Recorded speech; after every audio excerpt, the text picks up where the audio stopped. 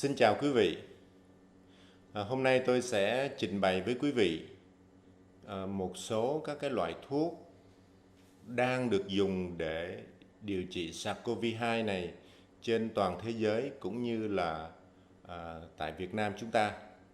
Thì như quý vị đã biết, đại dịch Covid-19 này đã xuất hiện được gần 2 năm rồi. Và với các cái diễn biến hết sức phức tạp của nó, cộng thêm với những cái biến thể hết sức là nguy hiểm như là biến thể Delta, biến thể Lambda, cho thấy rằng cái đại dịch này nó sẽ còn kéo dài. Chính vì vậy mà song song với cái việc phát triển những cái loại vaccine để chủ động phòng chống dịch bệnh, thì các nhà khoa học trên thế giới cũng đang là chạy đua với thời gian để tìm hiểu, nghiên cứu và phát triển các cái loại thuốc đặc trị để chống lại con SARS-CoV-2 này. Và kính thưa quý vị, như quý vị đã biết là các cái nhà dịch tễ học cho biết là cái biến thể cái SARS-CoV-2 này và các cái biến thể của nó có thể là sẽ không mất đi và nó sẽ còn tồn tại lâu dài, và có thể là nó sẽ tồn tại như là dưới cái dạng cúm mùa. Chính vì vậy mà việc nghiên cứu các cái loại thuốc để mà điều trị cái SARS-CoV-2 này là một điều hết sức cần thiết,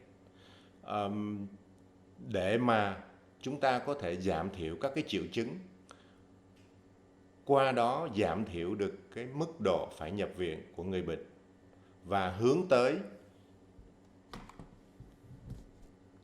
mình sẽ phải sống chung với nó lâu dài, giống như là mình sống chung với các cái loại cúm mùa thông thường. Và như quý vị đã biết, từ khi mà đại dịch xuất hiện cho tới nay, thì Tổ chức Y tế Thế giới đã công bố nhiều cái loại thuốc để điều trị cái SARS-CoV-2 này. Thì những cái thuốc này người ta thấy rằng nó có ảnh hưởng tới cái tình trạng lâm sàng của người bệnh mà nhiễm SARS-CoV-2 này. Có rất nhiều các cái loại thuốc đã được phát triển trước đây dùng để điều trị cho những cái mục đích khác. Thì ngày hôm nay với cái tình trạng khẩn cấp như vậy thì các cái nhà khoa học mới đưa những cái thuốc này vào nghiên cứu thực tiễn ở trên lâm sàng, để mà với một cái thời gian ngắn có thể tìm ra được một cái loại thuốc nào đó khả dụng để mà ứng phó với lại cái tình trạng cấp bách như lúc này. Thì tôi xin nêu ra một số các cái loại thuốc mà các cái nhà khoa học trên thế giới này đang là nghiên cứu. Thứ nhất là tôi trình bày cái nhóm thuốc mà điều trị ký sinh trùng, như là cái nhóm thuốc trị sốt rét như artesunate hay là chloroquine, thì cũng đã được các cái nhà lâm sàng người ta nghiên cứu trên những cái bệnh nhân đang điều trị nội trú mà cái cơ thể đã có những cái đáp ứng nhất định. Hay là những cái loại thuốc mà điều trị vào mục đích khác như là điều trị ung thư, nó là imetinic, cũng được các cái nhà khoa học đang là nghiên cứu. Hay là những cái nhóm thuốc mà ức chế cái hệ thống miễn dịch như là infliximab, cũng được các cái nhà khoa học người ta đang là áp dụng vào lâm sàng hiện nay.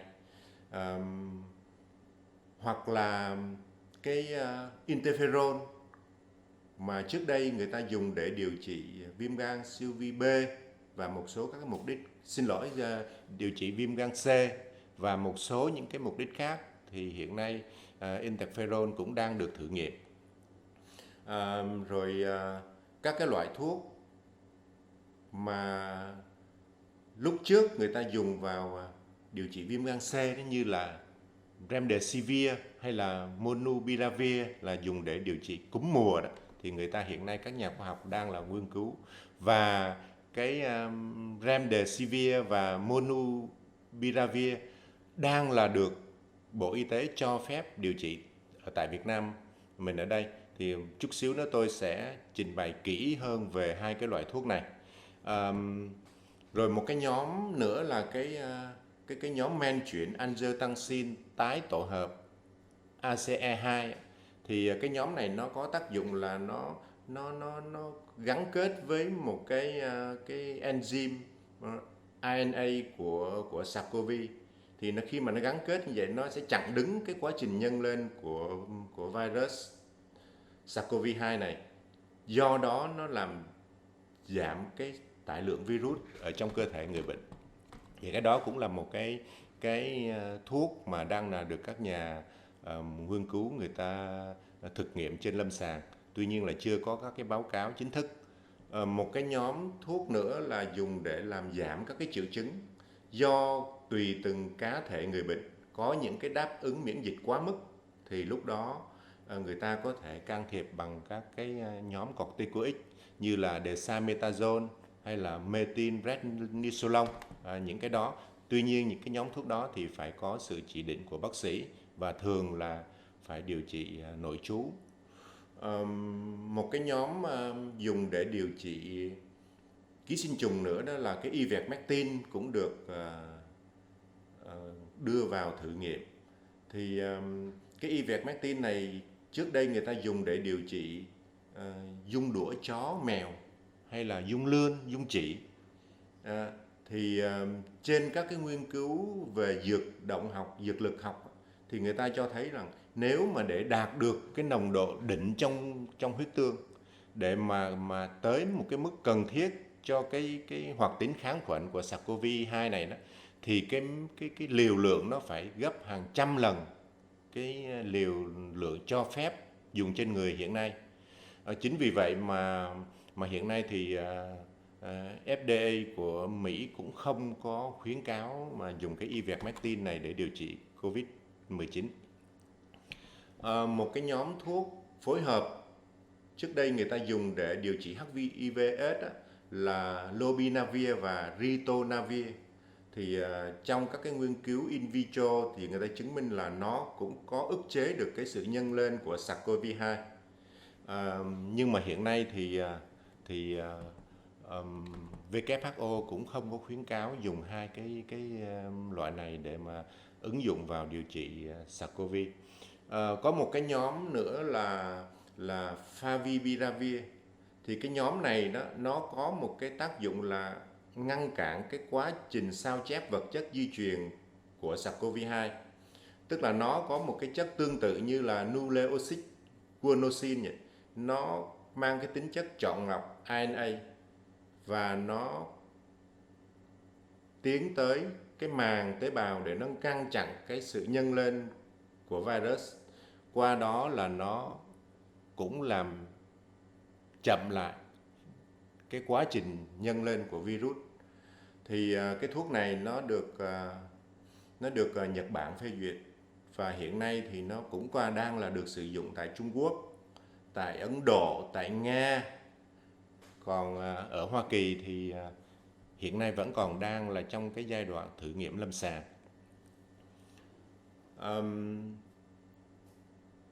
Ở đây tôi xin đề cập tới hai cái loại thuốc chính mà hiện nay cả WHO và Bộ Y tế Việt Nam đang cho phép lưu hành.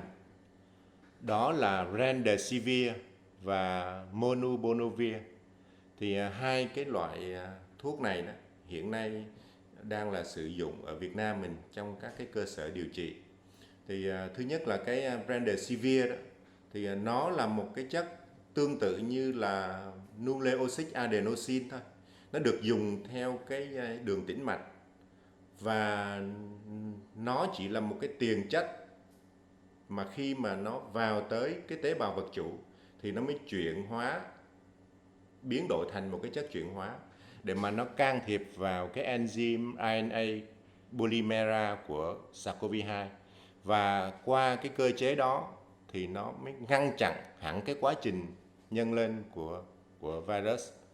Đó là một cái cơ chế của tấn công virus corona của Remdesivir. Và Remdesivir này thì nó là một cái loại thuốc được FDA cho phép sử dụng trong cái tình trạng khẩn cấp thôi, và được áp dụng trên những cái bệnh nhân nặng đang là điều trị nội trú. Bởi vì nó là đường truyền của đường tĩnh mạch và nó phải có sự giám sát của nhân viên y tế, nên là ở đây thì chỉ được dùng trong những trường hợp bệnh nhân nặng và phải là điều trị nội trú. Thì vào tháng 5 năm 2020 thì cái Remdesivir này đã được dùng để điều trị cho cựu tổng thống Hoa Kỳ lúc đó là Donald Trump.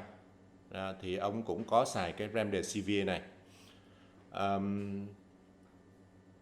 Hiện nay thì Hoa Kỳ đang là nghiên cứu thêm một cái phiên bản khác của Remdesivir, là không có dùng qua đường tĩnh mạch nữa mà sẽ bào chế ở dưới một cái dạng là hít qua cái dạng mà xịt, giống như là mình xịt khí dung vậy. Và cái này thì chỉ có áp dụng ở trên người từ 18 tuổi trở lên thôi.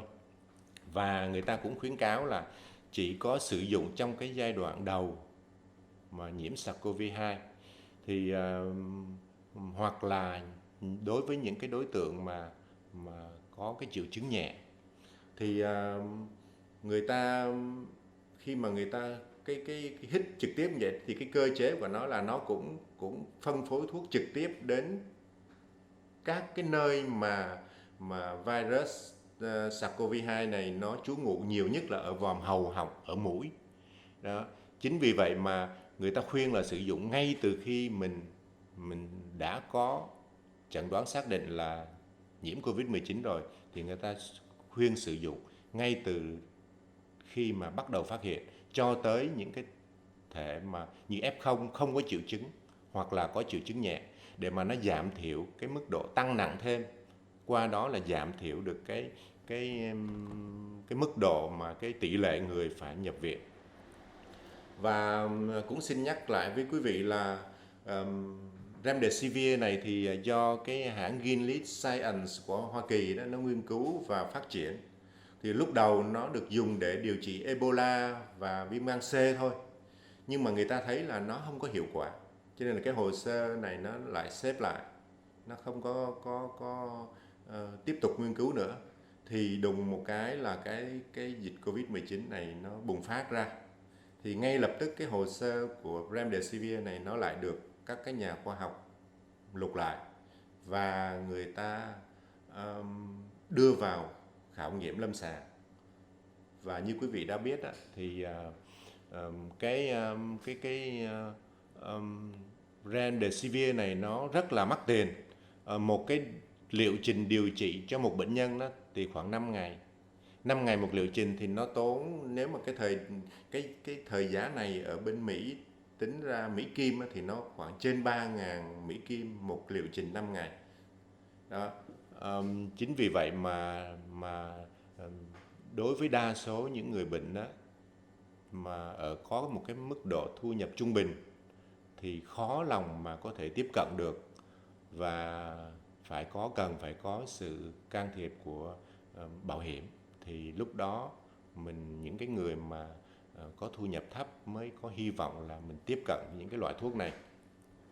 Và như quý vị biết đó, là khi mà Tổng thống Hoa Kỳ điều trị bằng cái Remdesivir này, tất nhiên là ông vô nhiều loại thuốc lắm, chứ không phải một cái Remdesivir này. Nhưng mà khi mà ông xuất viện, ông xuất viện rồi, khỏe mạnh rồi, thì các cái nhà khoa học mới công bố cái tác dụng của Remdesivir này. Thì ngay lập tức cái giá cổ phiếu của Gilead nó sẽ nhảy vọt lên, nó tăng lên 16%, ngay cái phiên giao dịch đầu tiên khi mà cái bản công bố về Remdesivir này được công bố. Quý vị thấy là cái ảnh hưởng của một vị tổng thống Hoa Kỳ nó tác động như thế nào đối với toàn bộ các lĩnh vực kinh tế, chính trị, xã hội. Đó là cái Remdesivir. Rồi một cái loại thuốc nữa là Monupiravir. thì loại thuốc này mới được Bộ Y tế Việt Nam chuẩn thuận cho phép áp dụng vào lâm sàng. Và ngày 25 tháng 8 vừa rồi thì Bộ Y tế phối hợp với thành phố Hồ Chí Minh đưa vào cái Monupiravir này, đưa vào cái gói điều trị ngoại trú cho bệnh nhân F0 và bệnh nhân không có triệu chứng hoặc là triệu chứng nhẹ được điều trị tại nhà. Tôi cũng xin gửi tới quý vị một ít cái thông tin về Monupiravir. Monupiravir hay là còn gọi được là MK4482 thì ban đầu nó được phát triển để mà điều trị cái cúm thôi, như SARS, như là MERS của những năm 2000. Thì hai cái dịch SARS và dịch MERS này thì người ta đã phát triển cái Monupiravir này để điều trị hai cái đại dịch này rồi. Cái cơ chế hoạt động của nó thì nó cũng ức chế sao chép các cái RNA của các cái loại virus corona, trong đó có SARS-CoV-2. Và khi mà nó cũng tấn công vào cắt đứt các cái chuỗi RNA của virus, nó làm cho virus không nhân lên được và nó bị đào thải ra. Đây là một cái tác dụng rất là đặc biệt và đặt ra rất là nhiều hy vọng cho các cái nhà dịch tễ để chúng ta có thể phát triển và tiến tới mình chặn đứng được cái đại dịch này và chúng ta có thể sống chung với nó. Thì cái Monupiravir này đó, nó được hai cái hãng là Privac của Đức kết hợp với hãng Merck của Mỹ nó phát triển. Và người ta thấy là khi mà dùng cái Monupiravir này 5 ngày thì cái tải lượng virus nó đã xuống tới cái mức thấp, mà qua đó nó không có tác dụng lây lan cho người khác nữa. Thì cái Monupiravir này là một cái niềm hy vọng rất là lớn đối với các nhà khoa học, cũng như là đối với toàn thể nhân loại đang là đối phó với một cái cơn đại dịch khủng khiếp nhất từ trước tới giờ. Và cái Monupiravir này nó cũng có một cái lợi thế nữa là nó dùng đường uống, cho nên là rất là thuận lợi để mà chúng ta có thể dùng để điều trị ngoại trú. Và chính vì những cái ưu thế của nó đó như vậy mà khi mà nó được công bố thì ngay lập tức phía Hoa Kỳ chi ngay trên 1 tỷ Mỹ Kim để mà mua với một cái khoản là 1,7 triệu cái liệu trình để mà người ta điều trị cho dân Mỹ. Bởi vì cái Monupiravir này được điều trị ở trong cái giai đoạn sớm và làm hạn chế được cái sự tử vong, cũng như là hạn chế được cái tỷ lệ mà người bệnh tiến triển nặng thêm phải nhập viện. Và Việt Nam mình thì như tôi nói hồi nãy cũng đã được Bộ Y tế chỉ định vào cái gói điều trị tại nhà. Thì ngày 16 tháng 8 vừa qua, Bộ Y tế cũng có triển khai với thành phố Hồ Chí Minh cái gói chăm sóc sức khỏe tại nhà, cái gói điều trị Covid tại nhà, nó gọi là Home Based Care. Và điều trị tại nhà nó có kiểm soát của nhân viên y tế dành cho những F0 không có triệu chứng và những F0 mà có các cái triệu chứng nhẹ thì cũng được dùng cái thuốc này.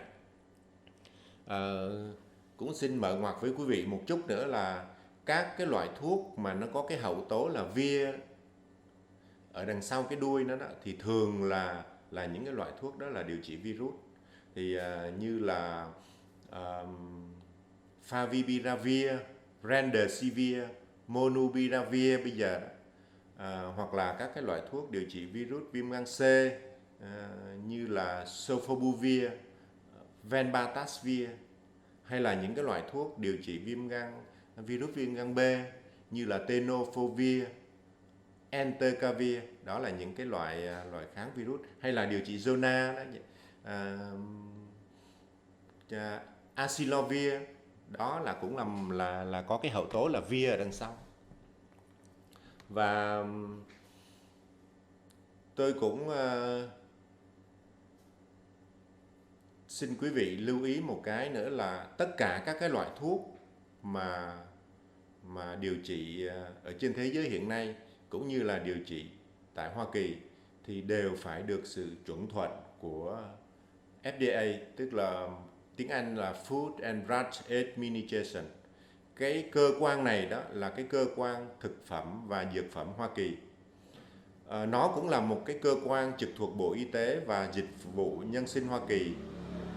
Nó có cái trụ sở chính nó đặt ở Washington DC, và cái cơ quan này thì nó được thành lập rất lâu rồi, từ năm 1906, và nó chịu trách nhiệm là giám sát an toàn trong cái lĩnh vực thực phẩm và dược phẩm, từ bao bì cho tới xuất xứ hàng hóa, chất lượng sản phẩm, từ cái nơi mà trồng trọt ra làm sao có đạt các cái chuẩn mực của FDA Hoa Kỳ hay không, để mà nó bảo vệ cái người dân Mỹ khỏi những cái tác động xấu của thực phẩm dược phẩm.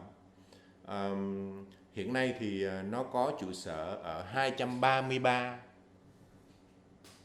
văn phòng trên khắp nước Mỹ, và 13 phòng thí nghiệm lớn cũng đặt rải đều ở trên toàn nước Mỹ luôn. Và hiện nay thì nó cũng có các cái văn phòng đại diện ở nước ngoài, như là ở Trung Quốc, ở Ấn Độ, ở Costa Rica, ở Chile, ở Bỉ và kể cả ở Vương quốc Anh nữa. Thì nước nào thì cũng có các cái cơ quan chịu trách nhiệm về bảo vệ an toàn thực phẩm, dược phẩm cho người dân thôi. Ở Việt Nam mình cũng có.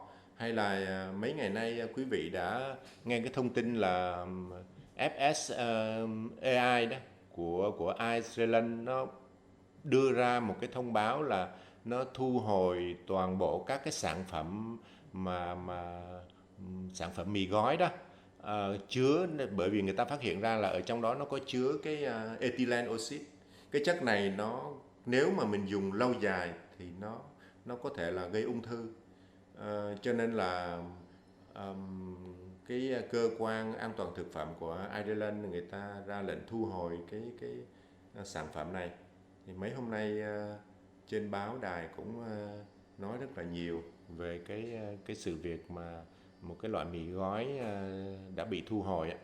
Thì tất cả mọi cái cơ quan an toàn thực phẩm này, người ta đều có cái nhiệm vụ giám sát các cái mối nguy cơ từ thực phẩm, dược phẩm ở trong nước, ở nội địa và cả ở các cái nước khác mà nhập khẩu vào cho người ta.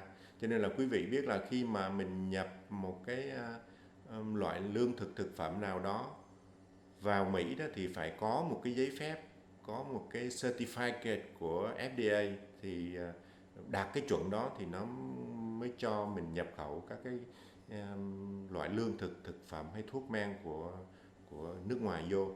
Mục đích là người ta để bảo vệ dân chúng người ta. Chứ nếu mà với người dân mình thì mình chỉ có đôi bàn tay trắng thôi, mình có hai con mắt mình nhìn ở bên ngoài, mình không thể nào biết được đâu là thực phẩm sạch, đâu là thực phẩm bẩn. Mà nói để mà mình mà khuyên người dân là phải trở thành người tiêu dùng thông minh thì tôi nghĩ đó là một điều khó đối với người dân. Cho nên là các cái cơ quan an toàn thực phẩm và dược phẩm của người ta làm rất kỹ vấn đề này. Thì nói tóm lại đó, là tôi trình bày với quý vị những cái loại thuốc nêu trên thì nó đã đều được thực nghiệm ở trên lâm sàng rồi, nhưng mà cho tới nay thì WHO và FDA của Hoa Kỳ cũng chưa có chuẩn thuận một cái loại nào ngoài hai cái loại mà Remdesivir và Molnupiravir, và hai cái loại này thì cũng đã được chính thức đưa vào cái phác đồ điều trị SARS-CoV-2 tại Việt Nam. Hy vọng là cùng với vaccine thì kết hợp với lại các cái biện pháp 5K cộng thêm với các cái thuốc này sẽ giúp cho chúng ta kiểm soát được cái dịch bệnh này tốt hơn, và qua đó chúng ta sẽ coi SARS-CoV-2 như là những cái loại bệnh cúm thông thường để chúng ta có thể sống chung lâu dài với cái dịch bệnh này. Xin kính chào quý vị.